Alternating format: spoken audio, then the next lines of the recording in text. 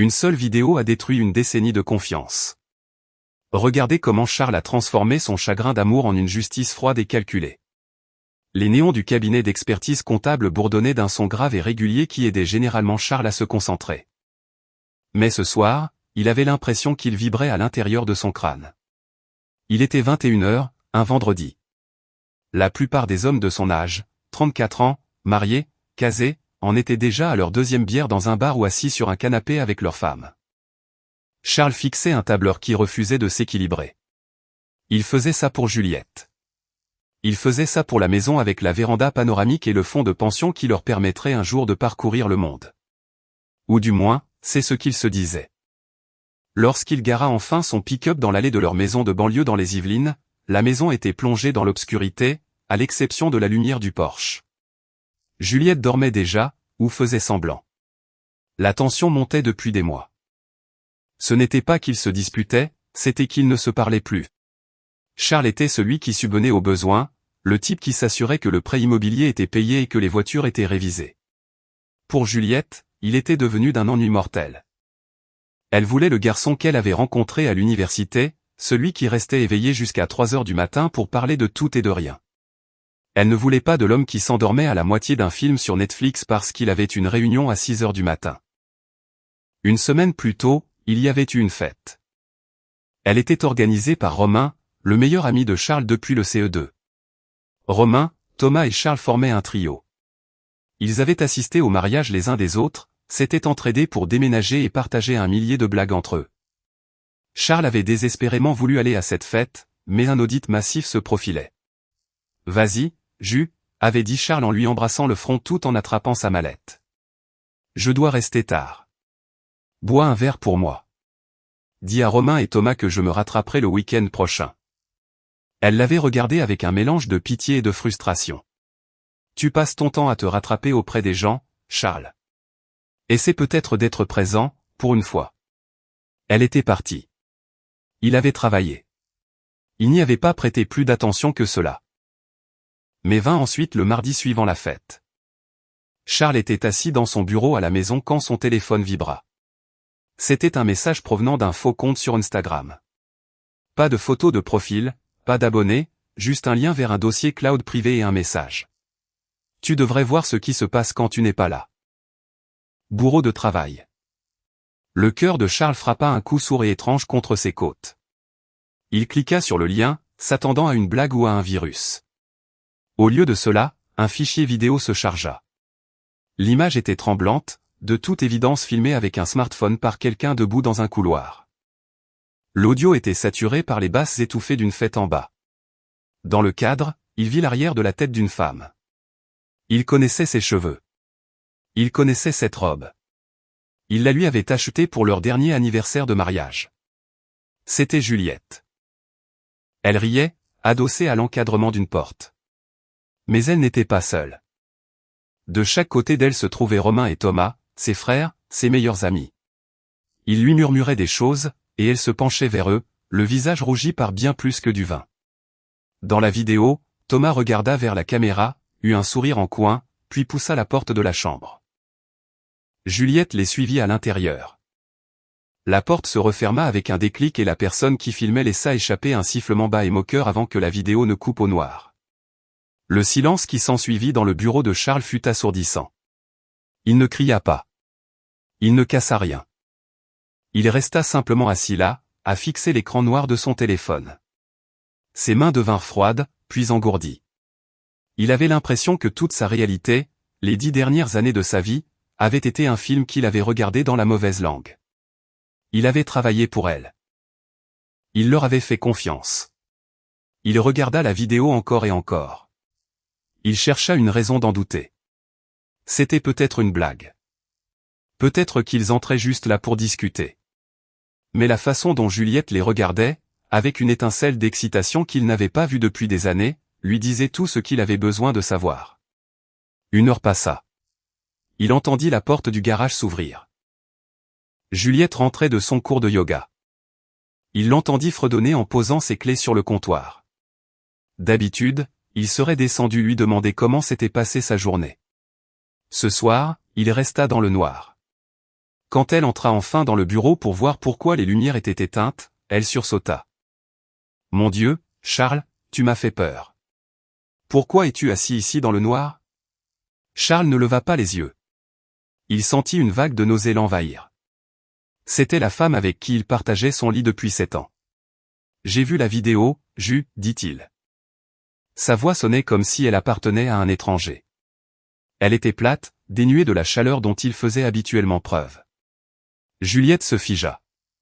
Il put voir sa silhouette se raidir dans l'encadrement de la porte. « Quoi ? Quelle vidéo ?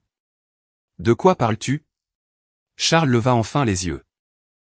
Il lui tendit le téléphone. « Celle de la fête de Romain. Celle où toi, Romain et Thomas avaient décidé de faire votre propre célébration privée à l'étage. » Le silence s'étira pendant ce qui lui parut être une éternité. Il regarda son visage passer par une douzaine d'expressions, la confusion, la prise de conscience, la peur, et enfin une défiance froide et dure. Elle ne pleura pas. Elle ne nia pas. Elle baissa simplement les yeux, incapable de soutenir son regard. « Tu es sérieuse ?» demanda Charles, la voix se brisant légèrement. « Ces deux-là ? Mes meilleurs amis ? Tu les as choisis, eux ?» Elle leva alors les yeux, et il y eut une lueur de colère dans son regard. « Tu n'étais pas là, Charles. Tu n'es jamais là. Tu es devenu tellement ennuyeux, tellement obsédé par l'avenir que tu as oublié qu'il y a une personne qui vit dans le présent juste à côté de toi.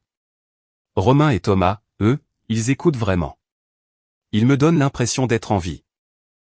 Pas juste d'être une ligne dans ton grand livre comptable. » « Alors ça justifie tout ?» demanda Charles. Il ressentit une sensation étrange, comme si quelque chose s'était tout simplement brisé en lui. La tristesse était balayée par une lucidité froide et implacable.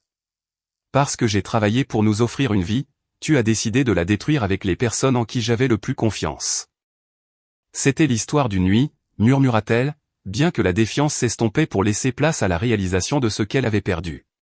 C'était juste une erreur. Nous étions ivres. Il se plaignait de la façon dont tu avais changé, j'étais frustré, et c'est tout simplement arrivé. Charles se leva. Il se sentait plus grand qu'il ne l'avait été depuis des années, mais aussi complètement vidé. Ce n'est pas tout simplement arrivé, Jus. Tu as franchi cette porte. Tu l'as fermée. Il passa devant elle et sortit du bureau. Il ne fit pas de valise. Il n'alla pas à l'hôtel. Il se rendit dans la cuisine, se versa un verre d'eau et s'assit à la table.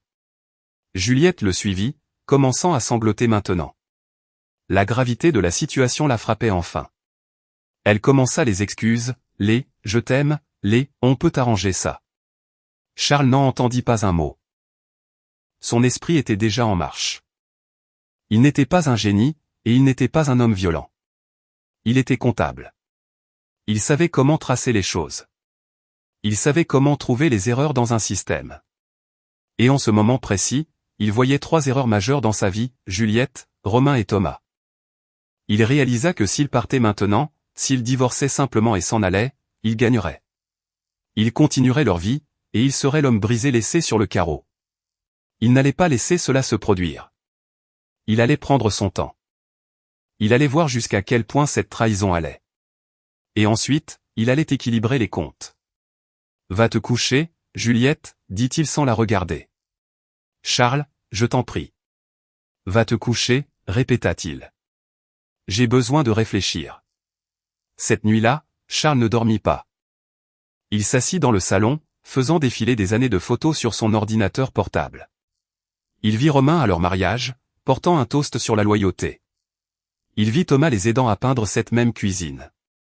Il vit les mensonges cachés dans chaque sourire. Il réalisa qu'il ne voulait pas seulement un divorce. Il voulait qu'il ressente le même vide insondable que celui qu'il ressentait en cet instant. Mais d'abord, il devait traverser la dépression. Il devait s'asseoir dans la boue de sa propre vie avant de pouvoir commencer à construire une porte de sortie. Pendant les 3 jours qui suivirent, Charles parla à peine. Il alla au travail, mais il fixa les murs. Il ne répondit pas aux SMS de Romain qui lui demandait si leur partie de golf tenait toujours. Il ignora les mèmes de Thomas dans leurs discussions de groupe. Il attendait. Il observait Juliette, qui jouait l'épouse parfaite et attentionnée par pure culpabilité. Il attendait le moment où le choc se dissiperait, et où le plan commencerait à prendre forme. Parce que Charles était un homme simple. Et les hommes simples savaient très bien une chose. Quand quelqu'un vous prend quelque chose, vous ne vous contentez pas de demander à le récupérer. Vous vous assurez qu'il ne puisse plus jamais rien prendre à qui que ce soit.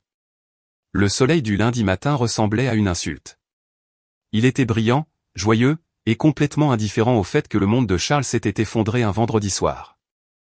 Il était assis à l'îlot central, regardant Juliette s'affairer dans la cuisine. Elle préparait des pancakes, ses préférés. Elle portait son vieux sweatshirt de l'université, celui dont elle savait qu'il la faisait paraître petite et vulnérable. C'était une mise en scène. Elle jouait le rôle de la femme qui avait fait une erreur et qui essayait désespérément de la réparer. Charles l'observait, son café refroidissant entre ses mains. Il n'avait pas dormi plus de 3 heures par nuit depuis qu'il avait vu la vidéo. La dépression était passée d'un brouillard épais à une lame tranchante et glaciale. Il ne pleurait plus. Il comptait. Je pensais qu'on pourrait aller se promener plus tard, dit Juliette, la voix douce, hésitante. Peut-être aller sur ce sentier près du ruisseau. On adorait y aller. J'ai du travail, dit Charles. Il ne la regarda pas. La saison des audits se fiche de notre mariage. Elle tressaillit, mais elle n'insista pas. Elle était terrifiée à l'idée qu'il parte. Non pas parce qu'elle l'aimait. Charles s'en rendait compte maintenant. Mais parce qu'il était sa stabilité. Il était celui qui payait les factures pendant qu'elle travaillait à temps partiel dans une boutique et passait le reste de son temps à bruncher avec les épouses des hommes avec qui elle l'avait trahi. Charles finit son café et se leva. Je déjeune avec Romain. Juliette se figea, la spatule à crêpes en l'air. Vraiment? Est-ce que c'est une bonne idée? Nous sommes amis depuis 20 ans, Je ne peux pas simplement couper les ponts sans entendre sa version des faits, n'est-ce pas, mentit Charles. Le mensonge glissa facilement dans sa bouche, comme une machine bien huilée. Il vit le soulagement envahir son visage. Elle pensait qu'il cherchait un moyen de leur pardonner. Elle pensait que le gentil garçon ennuyeux allait céder. Charles retrouva Romain dans un restaurant de grillades qu'il fréquentait depuis des années. Romain était déjà là, assis dans une banquette au coin, l'air nerveux. Romain était un redoutable négociateur, un agent immobilier haut de gamme avec un sourire à 920 000 € et une âme à 4,60 €. Quand Charles s'assit, Romain n'essaya même pas de le regarder dans les yeux au début. « Charles, mon pote », commença Romain, la voix un peu trop forte. « Écoute, mec, à propos de la fête. Je ne sais pas ce que tu as entendu ou vu, mais les choses ont dégénéré. On était tous défoncés. J'ai vu la vidéo, Romain, l'interrompit Charles. Il ne le dit pas avec colère. Il le dit comme s'il lisait un bilan comptable. Je vous ai vu, toi, Thomas et ma femme, entrer dans cette chambre. J'ai vu l'expression sur ton visage. Le visage de Romain blêmit. Il se mit à bégayer, son charme de vendeur s'évaporant. Charles, écoute. Thomas et moi, on voulait juste. On vérifiait comment elle allait. Elle était contrariée parce que tu n'étais pas là. Et. Arrête, dit Charles. Il se pencha en avant. Je ne suis pas ici pour des excuses. Je suis ici parce que je veux savoir si c'était la première fois. Romain hésita. Cette hésitation fut la seule réponse dont Charles eut besoin. Ce n'était pas comme ça. C'est juste arrivé quelques fois au cours de l'année dernière. On pensait, honnêtement, on pensait que tu t'en fichais maintenant. Tu étais toujours au bureau. La trahison frappa Charles comme un coup de poing dans le ventre, mais il n'en laissa rien paraître. 1 an. Depuis 1 an, ses frères se moquaient de lui dans son dos pendant qu'il les aidait à faire leur déclaration d'impôt gratuitement. Pendant qu'il aidait Romain à emménager dans son nouveau bureau, pendant qu'il prêtait de l'argent à Thomas quand sa voiture tombait en panne. Je vois, dit Charles. Il but une gorgée d'eau. Eh bien, ce qui est fait est fait. Juliette veut tourner la page. Elle dit qu'elle m'aime. Et honnêtement, Romain, je ne veux pas perdre mes 2 meilleurs amis pour quelques erreurs. Les yeux de Romain s'écarquillèrent. Il ressemblait à un homme qui venait d'être gracié dans le couloir de la mort. Vraiment, Charles? Mec, t'es un saint. Sérieusement, Thomas va être tellement soulagé. On se sentait comme des ordures, mec. De vraies ordures. J'en suis sûr, dit Charles. Un petit sourire creux effleura ses lèvres. Mais j'ai besoin d'une faveur. Puisque je suis si compréhensif, j'ai besoin que tu m'aides pour quelque chose. Je pense réorganiser certains de mes investissements. Je veux placer de l'argent dans ce nouveau projet de développement commercial que tu gères. Mais j'ai besoin de voir les livres de comptes internes d'abord. Officieusement. Romain n'hésita pas une seconde. Il était tellement désespéré de rester dans les bonnes grâces de Charles qu'il lui aurait donné un rein. Tout ce que tu veux, mec. Je te donne l'accès numérique cet après-midi. Charles hocha la tête. Bien. Et dis à Thomas que je veux prendre une bière avec lui demain. Juste tous les deux. Sans rancune. Tandis que Charles retournait en voiture à son bureau, le plan commença à se concrétiser. Il n'était pas un génie du crime. Il était juste un type qui comprenait comment fonctionnaient les systèmes. Romain était un agent immobilier qui prenait de grandes libertés avec ses commissions. Thomas était un expert en assurance qui fermait souvent les yeux sur certains détails pour ses amis. Ce n'étaient pas des criminels, mais ils étaient brouillons. Et Charles était celui qui nettoyait leurs dégâts depuis des années. Quand il arriva à son bureau, il ne travailla pas sur les dossiers de ses clients. À la place, il ouvrit l'accès que Romain lui avait envoyé. Il commença à fouiller. Il trouva exactement ce qu'il soupçonnait. Romain avait emprunté sur les comptes séquestres pour financer son train de vie somptueux. Le bateau, la montre hors de prix, l'abonnement au country club. Il comptait toujours sur une grosse vente imminente pour remettre l'argent avant que quiconque ne s'en aperçoive. C'était une manœuvre classique de Ponzi. Ensuite, Charles tourna son attention vers Thomas. La femme de Thomas, Sophie, était celle qui avait soi-disant provoqué l'incident à la fête pour punir Thomas d'être un bourreau de travail, tout comme Juliette. Mais Charles connaissait Sophie. Elle n'était pas seulement vindicative. Elle manquait cruellement de confiance en elle. Charles ouvrit un nouveau dossier crypté sur son ordinateur portable. Il le nomma « l'audit ». Il ne voulait pas simplement les dénoncer à la police. C'était trop rapide. Il voulait qu'ils perdent tout d'une manière qui semblerait être de leur propre faute. Il voulait qu'ils se retournent les uns contre les autres. Ce soir-là, il rentra chez lui et se comporta de manière parfaitement normale. Il mangea le dîner préparé par Juliette. Il s'assit même sur le canapé et regarda une série avec elle. Il la laissa poser sa tête sur son épaule. À l'intérieur, il avait l'impression de toucher un fruit pourri, mais il ne bougea pas. « Je suis contente que tu aies parlé à Romain », murmura Juliette. « J'ai l'impression que nous tournons enfin la page. »« C'est ce que nous faisons, dit Charles, les yeux fixés sur la télévision. « Nous allons vers un endroit où tout sera équilibré. » Tard cette nuit-là, pendant que Juliette dormait, Charles envoya un email anonyme à la femme de Thomas, Sophie. Ce n'était pas une vidéo de la fête. C'était un simple PDF, bien formaté, d'un reçu de restaurant datant d'il y a 6 mois. Un dîner pour 2 dans un restaurant gastronomique chic de la ville voisine.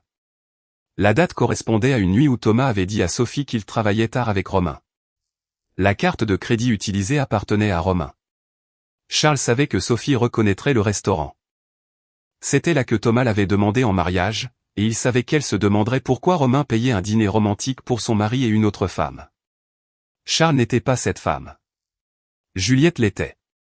Il ferma son ordinateur portable et s'adossa à sa chaise. Il ressentit une paix étrange et glaciale. La dépression avait disparu, remplacée par une concentration mécanique singulière. Il était le comptable, et il était temps de recouvrer la dette. Le lendemain matin, son téléphone explosa. Thomas appelait, Romain appelait, Sophie appelait. Charles les ignora tous. Il s'habilla, embrassa Juliette sur la joue, un baiser qui ressemblait à une condamnation à mort, et partit au bureau. Le bureau était calme, mais le téléphone de Charles était une zone de guerre. À 10 heures du matin, il avait 15 appels en absence de Thomas et 10 de Romain. Les SMS devenaient de plus en plus frénétiques. Charles, appelle-moi tout de suite. Sophie perd la tête. Thomas. As-tu envoyé quelque chose à Sophie? Elle pose des questions sur ce resto gastronomique d'octobre dernier. Je ne me souviens même pas de cette soirée. Romain. Charles était assis à son bureau, sirotant un café tiède. Il ne répondit pas. Il n'en avait pas besoin. Dans une petite ville ou une banlieue soudée, une graine de doute pousse plus vite qu'une mauvaise herbe dans la fissure d'un trottoir. Il avait simplement fourni la graine. Vers midi, Thomas fit irruption dans le bureau de Charles. Sa chemise sortait de son pantalon et ses yeux étaient injectés de sang. Il ressemblait à un homme qui avait passé la nuit à hurler ou à se faire hurler dessus. « Charles, Dieu merci, tu es là » haleta Thomas en fermant la porte derrière lui. Sophie, elle a reçu ce mail anonyme, un reçu, Charles, de l'Épicurien. De la nuit où nous étions censés être à la conférence à Lille. Elle sait que je n'y étais pas. Elle pense que j'étais avec une autre femme. Charles leva lentement les yeux. Son expression était un masque de confusion inquiète. L'Épicurien? N'est-ce pas l'endroit dont Romain ne cesse de faire l'éloge? Pourquoi Sophie penserait-elle que tu y étais? Parce que la carte de crédit de Romain a été utilisée, hurla Thomas, avant de baisser la voix en jetant un coup d'œil vers la porte. Je ne sais pas comment elle a obtenu le reçu, Charles. Mais c'est bien Romain qui a payé. Il a dit qu'il s'en chargerait parce que je l'avais aidé avec cette réclamation d'assurance pour son cousin. On y était avec. Avec. Thomas laissa sa phrase en suspens. Il ne pouvait pas le dire. Il ne pouvait pas dire à Charles que lui et Romain y avaient emmené Juliette pendant que Charles travaillait tout le week-end. Avec qui, Thomas, demanda Charles, la voix s'inclinant avec une douceur dangereuse. Juste des clients, mentit Thomas, la voix brisée. Mais Sophie pense que c'était un rendez-vous galant. Elle appelle la femme de Romain en ce moment même. Elle va tout faire exploser. Charles, tu dois lui parler. Dis-lui qu'on était avec toi. Dis-lui que c'était une affaire de boulot. Charles s'adossa à son fauteuil en cuir. Tu veux que je mente à Sophie après ce qui s'est passé à la fête? Thomas, j'essaie de passer à autre chose avec Juliette, mais me demander de vous couvrir alors que vous sortez faire des dîners chics. Ça fait beaucoup. Je t'en supplie, mec. Si Sophie me quitte, elle prend la moitié de la maison et les enfants. Je suis déjà sous l'eau. Charles soupira, un son las et répété. Je vais voir ce que je peux faire, mais j'ai besoin de voir les documents pour cette réclamation d'assurance dont tu as parlé, celle pour le cousin de Romain. Si je dois me porter garant pour vous, il faut que cela ressemble à un rendez-vous d'affaires sur le papier, pour ma propre protection. Thomas hocha frénétiquement la tête. Tout ce que tu veux. Je t'envoie les dossiers par email. Appelle juste Sophie, s'il te plaît. Dès que Thomas fut parti, le téléphone de Charles vibra de nouveau. Cette fois, c'était Romain. Charles, on a un problème. La voix de Romain n'était qu'un murmure aigu. Le conseil d'administration du projet de développement. Ils viennent de demander un audit d'urgence. Quelqu'un a signalé les comptes séquestres. Ils débarquent demain matin. Charles ressentit une poussée d'adrénaline froide. Il ne s'attendait pas à ce que le conseil d'administration agisse aussi vite, mais il avait envoyé le signalement anonyme au comité d'éthique 2 jours plus tôt. Il avait parfaitement calculé son coût. C'est grave, Romain, dit Charles en fixant l'écran de son ordinateur. Très grave. S'il trouve ces trous, tu risques de perdre ta licence, peut-être même de faire de la prison. Je sais, je sais. Romain semblait sur le point de craquer.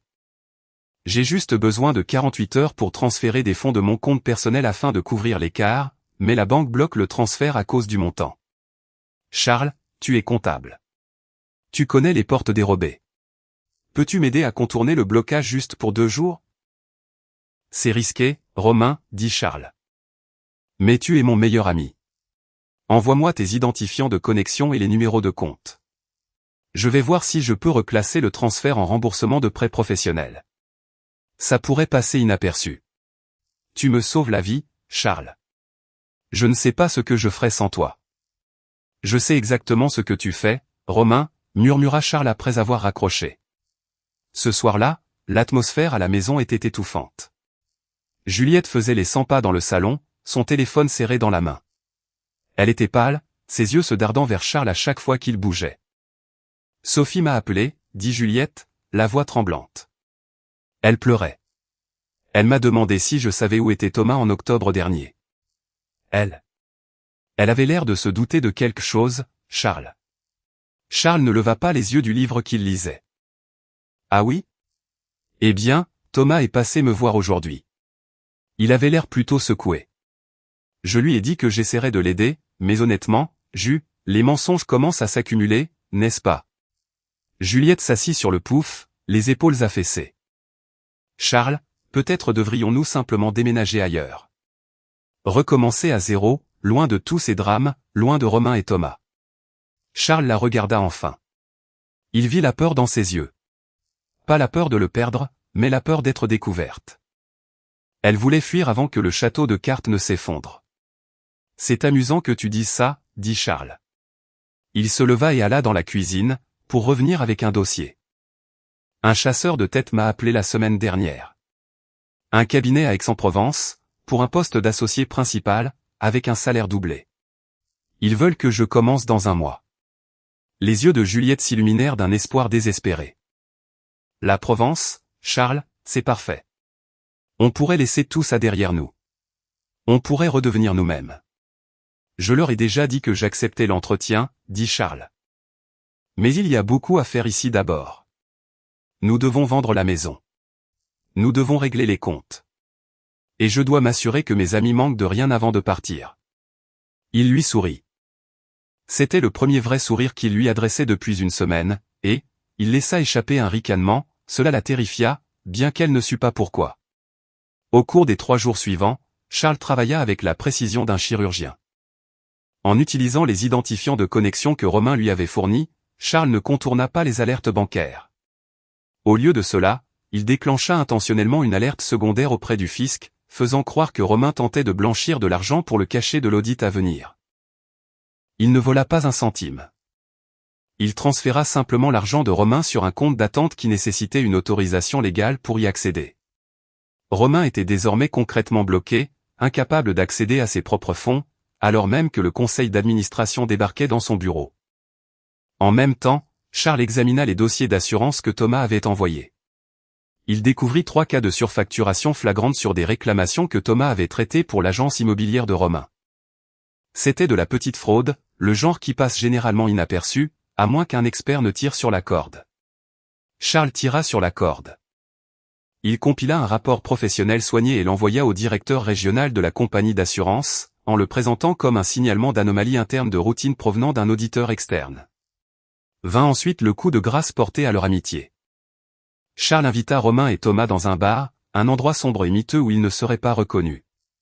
Il leur annonça qu'il avait un plan pour les sauver tous les deux. À leur arrivée, ils ressemblaient à des fantômes. Les yeux de Romain étaient creusés et la main de Thomas tremblait tellement qu'il pouvait à peine tenir sa bière. L'audit a commencé aujourd'hui, murmura Romain. Il pose des questions sur les comptes séquestres. Charles, l'argent n'a pas bougé. La banque a tout gelé. Je suis ruiné. Et Sophie est partie, ajouta Thomas, la voix creuse. Elle a emmené les enfants chez sa mère. Elle a dit qu'elle savait tout. Elle a dit que quelqu'un lui avait envoyé une vidéo. Charles, pas celle de la fête, mais une vidéo de moi et Juliette dans cet hôtel à Deauville il y a 2 mois. Romain se figea. Il regarda Thomas. Quoi? Tu l'as emmené à Deauville? Je croyais que j'étais le seul qu'elle voyait en dehors de Charles. Le silence qui s'ensuivit fut le son d'une fraternité de 20 ans volant en éclats. Charles s'adossa à sa chaise, sirotant son soda au gingembre. Il les observa. Le visage de Romain prit une teinte rouge foncé, rongé par la colère. Le choc de Thomas se transforma en un grognement défensif. Tu la voyais aussi, siffla Romain. Pendant que je t'aidais à couvrir ton prêt immobilier, pendant que je t'arrangeais ces pots de vin. Moi, aboya Thomas. C'est toi qui m'as dit que Charles était déconnecté et que Juliette avait besoin d'attention. Tu m'y as poussé, Romain. Probablement pour te sentir moins coupable de le faire toi-même. Vous êtes pathétiques tous les deux, dit doucement Charles. Ils se tournèrent tous les deux vers lui momentanément, se rappelant qu'il était là.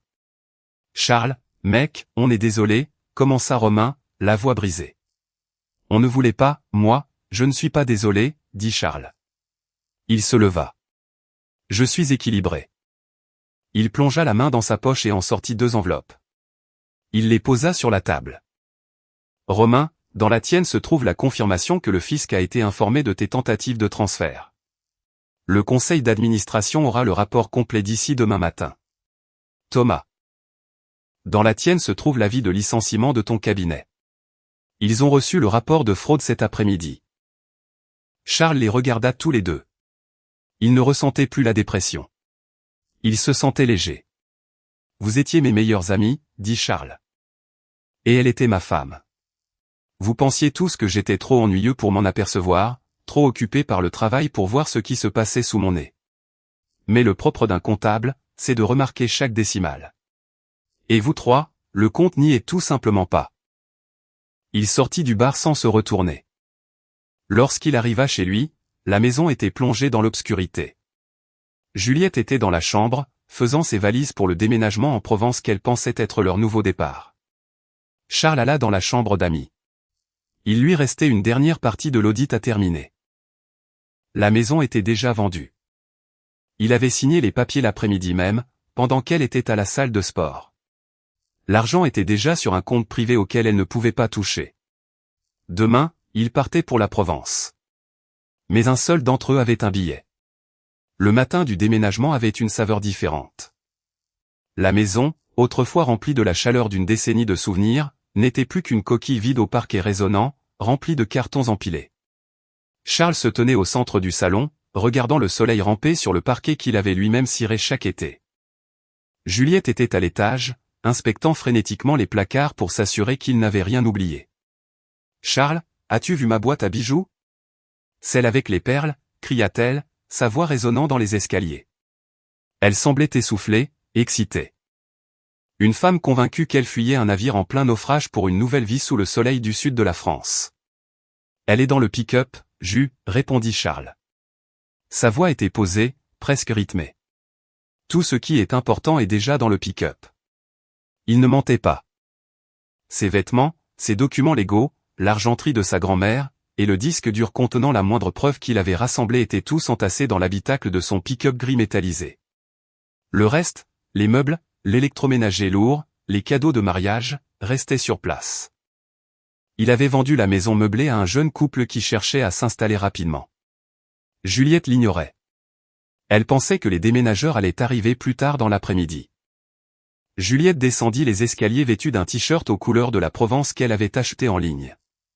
Elle paraissait plus jeune, le stress du mois écoulé semblant s'être envolé à l'idée de faire table rase du passé. Elle s'approcha de Charles et essaya de passer ses bras autour de sa taille. « On le fait vraiment » murmura-t-elle. « Un nouveau départ. Je te promets, Charles, je me rattraperai chaque jour de ma vie. Fini les fêtes, fini les mensonges, juste nous. » Charles ne se recula pas, mais il ne lui rendit pas son étreinte. Il regarda simplement la porte d'entrée. « J'ai besoin que tu fasses une dernière chose pour moi, Jus, avant que l'on prenne la route. »« Tout ce que tu veux, » dit-elle en le regardant avec de grands yeux pleins d'espoir. Les documents de clôture pour la maison d'Aix-en-Provence sont arrivés par coursier ce matin. Ils sont sur le comptoir de la cuisine. J'ai besoin de ta signature sur la dernière page pour que nous puissions récupérer les clés à notre arrivée. Juliette fila dans la cuisine. Elle ne lut même pas les petits caractères. Au cours du dernier mois, Charles avait regagné sa confiance en étant le calme au milieu de sa tempête. Elle avait signé une douzaine de papiers, procuration temporaire pour la vente de la maison, autorisation bancaire, résiliation d'assurance, tout cela sous le prétexte de simplifier le déménagement. Elle griffonna son nom au bas de la page et le lui tendit avec un sourire. « C'est fait, » dit-elle. Charles prit le papier, le plia soigneusement et le glissa dans la poche de sa chemise. « Bien. Au fait, j'ai oublié de prendre la roue de secours dans le garage. Peux-tu aller vérifier si la porte latérale est verrouillée ? Je ne veux pas que les nouveaux propriétaires la trouvent ouverte. » Bien sûr, dit-elle en se tournant vers le garage. Dès que la porte se referma derrière elle avec un déclic, Charles se dirigea vers la porte d'entrée. Il ne courut pas. Il ne se pressa pas. Il marcha avec le rythme délibéré d'un homme qui avait comptabilisé chaque seconde. Il sortit sur le porche, monta dans son pick-up et alluma le moteur. Il regarda la maison une dernière fois. Par la fenêtre du garage, il vit Juliette chercher une serrure qui n'existait pas.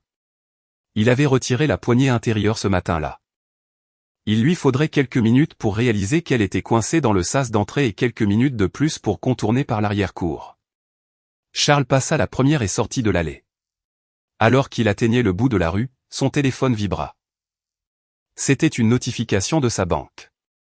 Le virement de la vente de la maison. la totalité de la valeur nette, moins la petite somme qu'il avait laissée sur leur compte joint pour les urgences, avait été transférée sur son compte privé à l'étranger. Il se gara sur le bas-côté près de l'entrée de l'autoroute et envoya un dernier SMS groupé. Il inclut Juliette, Romain et Thomas. L'audit est terminé. Romain, le fiscal et registre. Thomas, ta femme a les reçus d'hôtel. Juliette, la maison est vendue et le boulot en Provence se trouve en réalité en Auvergne. Je pars dans un endroit où les chiffres sont réellement exacts. Ne me cherchez pas. J'ai déjà effacé mes traces. Il bloqua les 3 numéros, jeta la carte SIM prépayée par la fenêtre dans une bouche d'égout et s'inséra sur l'autoroute. Il n'allait pas en Provence. Il n'allait même pas en Auvergne. Il se dirigeait vers un petit village de Lozère, où il avait déjà loué un modeste appartement sous son deuxième prénom.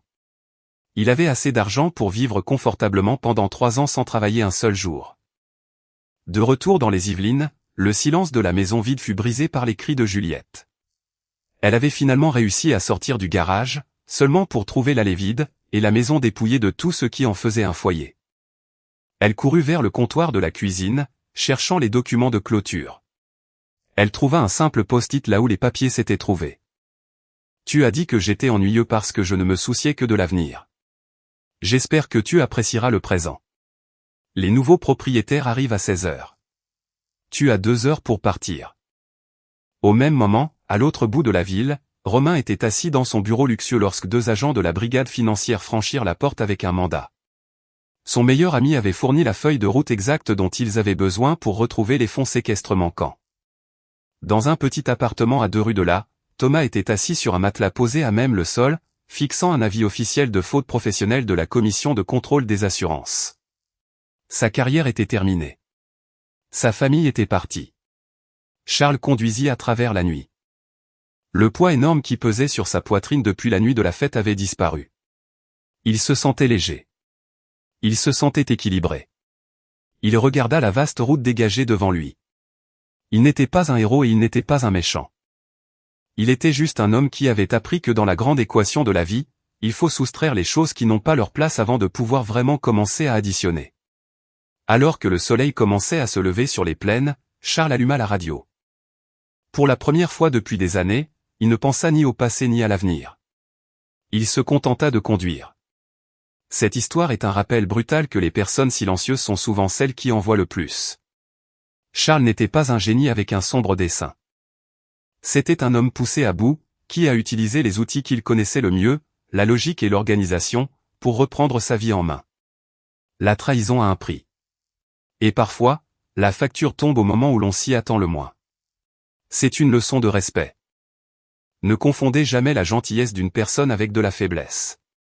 Et ne supposez jamais que parce que quelqu'un est ennuyeux, il ne prête pas attention.